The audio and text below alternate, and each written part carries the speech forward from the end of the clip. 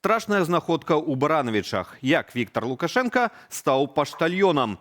Летнія канікулы для беларускіх школьнікаў пад прыглядам акупацыйнага войска і ці абароніць ад махляроў штучны інтэлект. Пра гэта ды іншае апавядзем у кароткім выданні навінаў чацвярга 23 красавіка на Белсаце.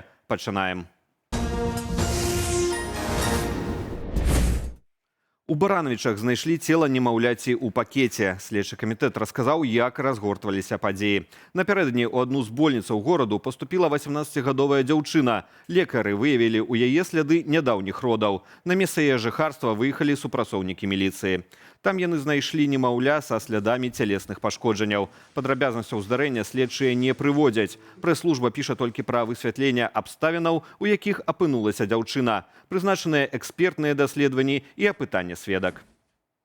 Высветлілася, што на ўрадавым бізнес-джеце ў Аман прылятаў старэйшы сын Лукашэнкі Віктар. Інфармацыю пра ягоны візіт апублікавала мясцовае інфармагенцтва.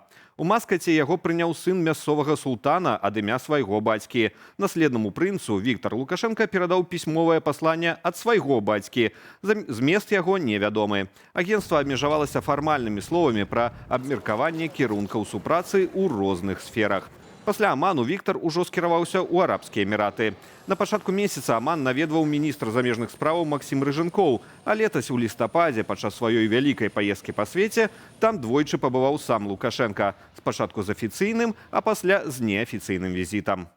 Нацыянальны гістарычны музей Беларусі застаўся без дырэктара. 50гадовага Александра Храмога цішком звольнілі з пасады, паведамляе выданне «Наша Ніва». Педагог паводле адукацыі Храмы рабіў кар'еру ў музейнай справе з 2011 году. Нацыянальны гістарычны музей узначаліў у 2021. Ён адкрыта заяўляў, што падыход да гісторыі ў краіне вызначаецца, цытата, «рашэннем прэзідэнта», а беларусы, маўляў, абавязаныя прымаць спушчаную зверху інтэрпрэтацыю падзеяў і ганарыцца ёю.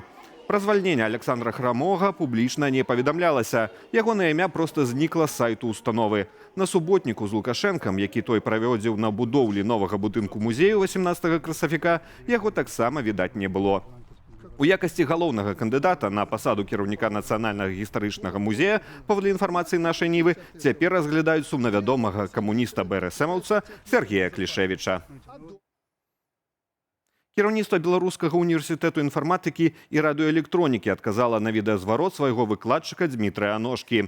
Не называючы прозвішча аўтара публічнай скаргі, там зняпраўдзілі ягоную інфармацыю пра заробкі ва ўніверсітэце. Паводле версіі адміністрацыі, сярэдні заробак выкладчыкаў там 2960 рублёў, што аж на 9% вышэй, чым агулам па краіне, падкрэсліваюць ва ўніверсітэце. Іншыя скаргі Аношкі, непразрыстыя пераздачы для некаторых студэнтаў і намёкі на карупцыю адміністрацыя не пракаментавала. Нагадаем, старшы выкладчык Будуір запісаў вялікі зварот да Лукашэнкі, дзе расказаў пра праблемы ВНУ і свой заробак у 87 рублёў. Штучны інтэлект не дапамог. Жыхарка Менску страціла 18 тысяч рублёў на несапраўднай інвестыцыйнай біржы, нягледзячы на папярэджанні чату GPT. У соцсетках жанчына знайшла рэкламу інвеставання ў акцыі беларускіх прадпрыемстваў. Яна вырашыла спраўдзіць біржу пра штучны інтэлект, і той папярэдзіў яе пра магчымае махлярства. Чат GPT выдал мне несколько позиций по поводу вот этой биржи. Там отмечалось, что биржа не очень стабильна, что есть достаточно много негативных отзывов. Нягледзячы на гэта, жанчына паўгода пераводзіла туды грошы. Пад уплывам кансультантаў платформы яна нават аформіла крэдыт, каб павялічыць свой уклад.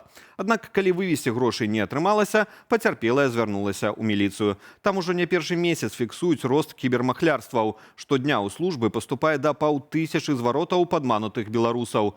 Міліцыі нават далі дадатковыя магчымасці для барацьбы. Пра іх расказваў міністр унутраных справаў. Внесены изменения законодательства в органах внутренних дел и Следственный комитет.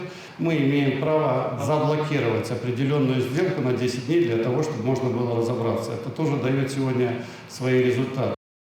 Дадзеныя больш як 240 тысячаў кліентаў буйной беларускай кампаніі выцеклі ў сецева і могуць быць выкарыстаныя зламыснікамі, паведамілі ў Нацыянальным цэнтры абароны персанальных дадзеных.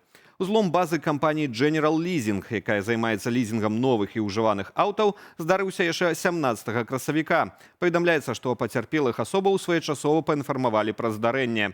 Цяпер у Цэнтры абароны персанальных дадзеных раяць кліентам фірмы быць асцярожнымі пры тэлефанаваннях ці электронных перапісках. Правілы для аўтаперавознікаў у Беларусі зрабілі больш жорсткімі. Адпаведны загад падпісаў Лукашенка. Згодна з ім папоўнілі пералік дакументаў для дазволу на перавозкі пасажыраў. Акрамя таго, дадалі падставаў для прыпынення дзейнасці перавозніка. Сярод іх непадаванне падатковай дэкларацыі, запазычанасць па падатках, недакладныя звесткі для падатковай ды іншае. Абгрунтоўваюць усё гэта барацьбой з фірмамі-аднадзёнкамі. Акрамя таго, загад забараняе удзельнікам рэестру выкарыстоўваць транспартныя сродкі, якія належаць фірмам, выключаным з гэтага рэестру. Улады Гомельскай вобласці запланавалі аздаравіць у санаторыях і дзіцячых летніках 1000 дзяцей, якія жывуць у раёнах, што пацярпелі ад аварыі на Чарнобыльскай АЭС. Выданне «Флагшток» знайшло тэндар на такую паслугу. Выдаткаваць на яе плануюць 900 000 рублёў, то бок па 900 на кожнае дзіця. Летась за кошт бюджэту аздараўлялі такую ж колькасць дзяцей, але за меншую суму. Таксама «Рускі дом» у Гомелі пачаў адбор беларускіх школьнікаў, якіх павязуць адпачываць у дзіцячы цэнтр «Артэк» у акупаваным Крыме. Сёлета расійскія ўлады павялічылі квоту на іншаземцаў да 3000 чалавек. Прытым легендарны некалі савецкі піянерлагер цяпер пад санкцыямі ЗША і еўразвязу і знаходзіцца фактычна ў прыфрантавой зоне.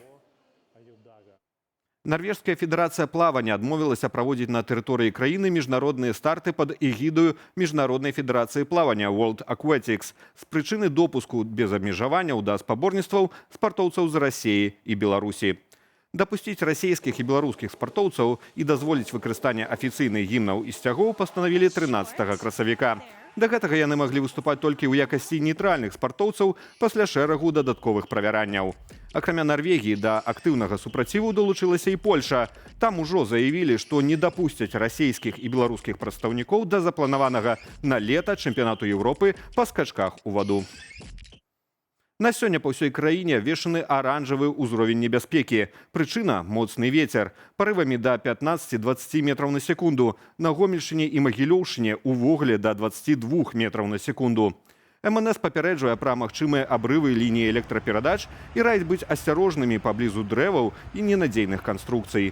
Пры гэтым па краіне ўжо ідуць моцныя дажджы. Магчымы нават мокры снег, прытым яшчэ і з навальніцамі. Тэмпература чакаецца зусім не вясновая – ад 6 цяпла на поўначы да 15 на поўдні. Больш падрабязная інфармацыйная карціна дня чакае вас у вечаровых эфірах «Аб'ектыву» і студыі «Белсат» о 19 гадзіне паводле Менску. Заклікаю падпісвацца на сацыяльныя сеткі «Белсату», а таксама ставіць лайкі і пакідаць каментары пад гэтым выданнем у Ютубе. Яны дапамагаюць нам пашыраць праўдзівую інфармацыю. Аднак дбайце пра ўласную лічбавую бяспеку. Беражыце сябе і заставайцеся з «Белсатам».